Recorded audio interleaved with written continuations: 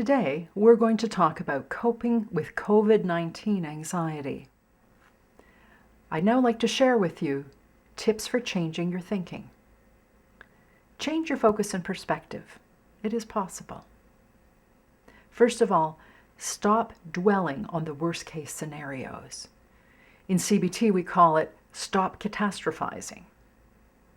When we pay too much attention only to the bad things that can go wrong, we remain in this constant state of arousal, the fight-flight, as I mentioned earlier. That red light stays on in our brain and affects our body. And we're not built to maintain that constant state. This, as I said, will make us vulnerable to illness, and it compromises our immune system.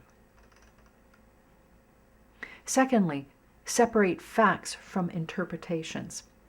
So we need to separate the more emotional interpretations, which is how we feel about things, from the actual facts, the pragmatic evidence, things that most people would agree on.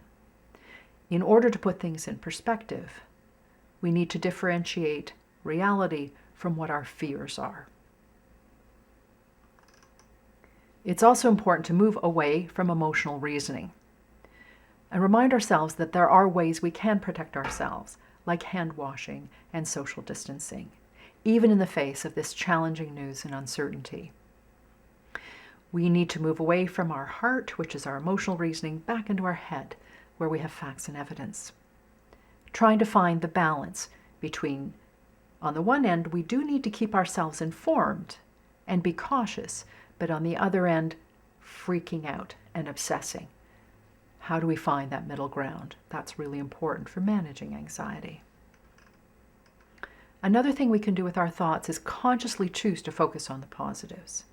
Instead of dwelling on what we cannot do, look at what you can do, or what you have done before that has worked. Try to find something even a little bit better. As we said, move a bit towards the positive without being in denial. So instead of saying, I'm going to die, try saying, I'm going to get pretty sick for a couple of weeks and it will be very uncomfortable. Instead of saying, I'm going to be trapped inside for months and I'll be helpless and I'll run out of food, say, I may have to quarantine for a couple of weeks and it will be frustrating and I'll probably survive it. So choosing to focus on the positive, change our perspective, it all counts towards helping you feel better and calming that reaction between your brain and your body. Another really helpful way to manage anxiety, particularly the obsessing and ruminating, where you go over and over the negative thoughts, is thought stopping and replacement. Originally, I learned that you picture a big red stop sign or yourself shouting stop, and then you shift over into something distracting.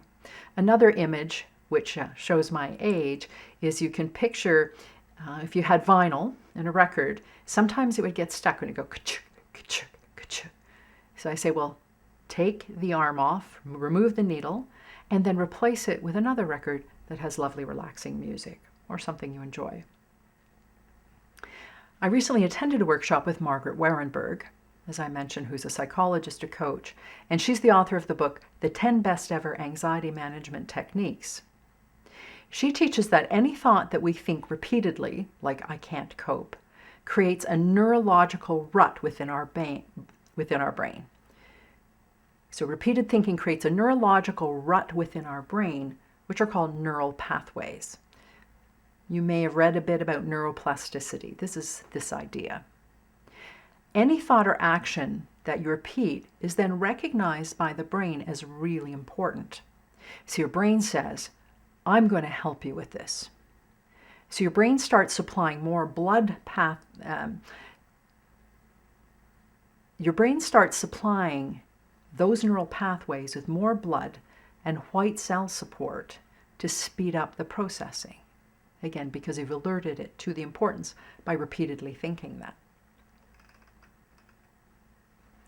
So she uses the term that a worry pathway then becomes a worry superhighway with many on-ramps onto it. And when you have a worry superhighway to speed down, your best option is to interrupt it, stop it, and move away from the worry thought. find an off-ramp. When you stop repeating the negative anxious thought, your brain will quickly stop supplying the extra blood vessels and white cells. The worry highway will revert back to a pathway because your brain decides the thoughts are no longer necessary. When you have anxious repetitive thoughts, then, you need to stop and interrupt them by consistently and repeatedly telling yourself, "Self, stop it." So we've talked a bit about how to change your thinking. However, it's not enough just to stop thoughts. You need to replace them because they consistently will go back to the worst case scenario. Thought replacement can be done a few ways. One is to substitute a negative obsessive thought with a positive obsessive thought. A simple one that you've planned in advance. It should be positive and pleasant because if you're going to establish a rut in your brain, it might as well be a positive rut. Something like a poem, an affirmation, a scripture passage, or song lyrics. Something that you have memorized so your brain can quickly access it. Then you can compete with the worry thought by actually saying or singing this out loud. This adds the dimension of speech. You're actually experiencing it within your body, and that will make your brain pay even more attention. This is certainly something that I have done, which is to sing out loud in my car. I actually have a playlist of my sing out loud songs where I know enough of the lyrics that my brain can just go there. I find this really helpful myself. Another way of replacing it is after you say stop, to immediately distract yourself to something that takes up your whole attention. It could be a TV show, talking to a friend, going for a walk, some kind of change of scenery, but something that you can put your attention on. Or another final way you can do it is simply to consciously refocus back on what you're doing before the negative thoughts intruded. I say simple, but not easy. That's important to really recognize with all these strategies. They're not instinctive and they're not easy to do. The concept is simple. Stop your thinking, think positive, this kind of stuff. But I'm really reassuring you in a compassionate way, it's not going to be easy to do. Along with changing your perspective and thought stopping, another way to change your thinking is to practice gratitude. Gratitude helps people to refocus on what they have instead of what they lack, to focus on the positive present, not the scary future.